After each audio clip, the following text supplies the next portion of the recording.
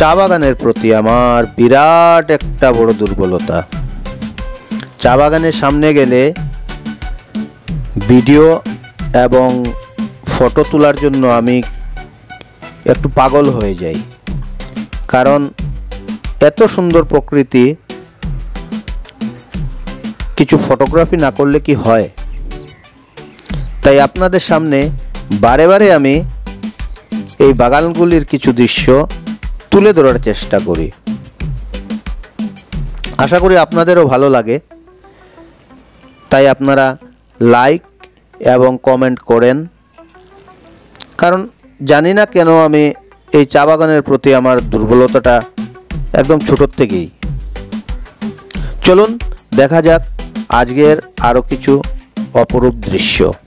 সাথে থাকুন, পাশে থাকুন, পুরো ভিডিওটা দেখুন।